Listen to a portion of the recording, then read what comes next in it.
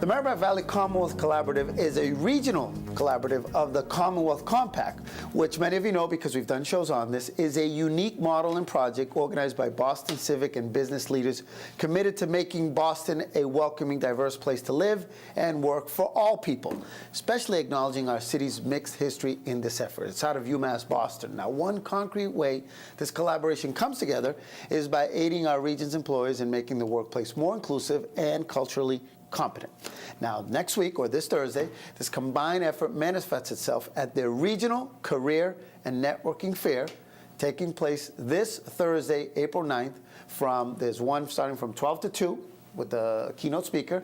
Then from 2 to 5 at the UMass Lowell campus. We have the information up on screen, so it's kind of two events in one. And to tell us more about this collaborative and career fair, we've invited UMass Lowell Associate Vice Chancellor for Human Resources and Equal Opportunity and Outreach, Lauren Turner, and my good friend, Commonwealth Compact at UMass Boston, Deputy Director Velda McRae Yates. Welcome to Urban Update. Thank you for having us. Good. I'm glad I saw you at Boston Meets Boston. Yes, it was a great time. And we were able to get you both together on. So, I kind of gave a little intro, but I'd want to backtrack a little. For those who really don't know much about the Commonwealth Compact, I gave a little preview. What's your elevator speech on that? How do you describe that project? It's a diversity initiative out of UMass Boston that started back in 2007. Again, business leaders and civic leaders got together to say, there's an issue, let's try and address it.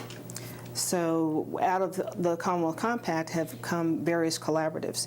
The Mass Business School Collaborative, the Greater Merrimack Valley Collaborative, and that's really, Lauren will talk more about it, but there are other collaboratives that have been working to really kind of push the needle to talk about diversity and making sure that other people are all involved and feeling included, whatever organization or institution that they go to. And for those that we always get newcomers to Boston, what was one of the major problems that the city had in terms of the image of, especially with professionals of color?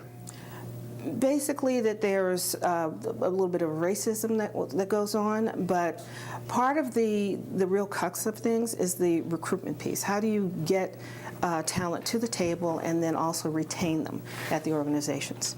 So, and then here we go. Now, one of these collaborations, I know you work on many different levels, but in this particular case, it's that diversifying the workforce and getting these two kind of partners together, right? Right. Well, what happened is shortly following the inaugural sort of signing of the Commonwealth Compact, other regional areas like the Merrimack Valley recognized that we're a part of this larger collaborative, which is really, really important because the overarching goal, as I understand it, really was to acknowledge sort of overtly that the Boston and some of the surrounding areas were not as welcoming, to communities of color, in terms of recruiting families and recruiting employees, the talent, that we needed for the region. And the Merrimack Valley, which, as you know, is a bit of a distance north of Boston, recognized that there was some potential for them in creating this spin-off, I guess I can call it, to use my UMass Lowell entrepreneurial language, a spin-off from the Commonwealth Compact's parent organization to basically provide some focus collaboration with the employers in the Merrimack Valley, to really identify how we could, as Velda has said, move the needle and really change the dynamic, how we think about recruiting for talent. Good. So now we come, this Thursday, we have this wonderful event. I want to remind folks again, so you have a series of employers and you're connecting folks. So it's going to happen.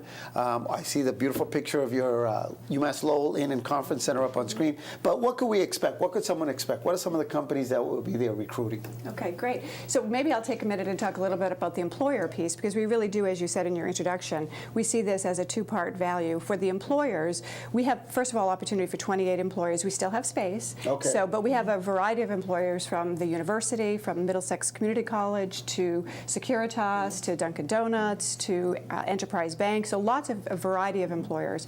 And what we're doing at the front end of the career fair and networking event is we're basically bringing the employers together for a keynote speaker to basically talk about the concept of the value proposition. Why is it that we're having this conversation about diversifying our workforce? We get it in higher education. We're educating all of our students who are very diverse. We get the fact that we need to also have a very diverse faculty and staff if we're going to meet the needs of those students. And so really to provide space for us to talk about that, but then to provide opportunity to talk about how we brand ourselves as an employer of choice. How do we actually put our names out there and our reputation out there so that the talent that we're looking for, which we know in the workforce is very diverse, wants to come to us. And so that's the first part. The second part is really geared towards job seekers. And yeah. Yeah, and you've got some wonderful companies there, and you've got so this is one part of kind of connecting.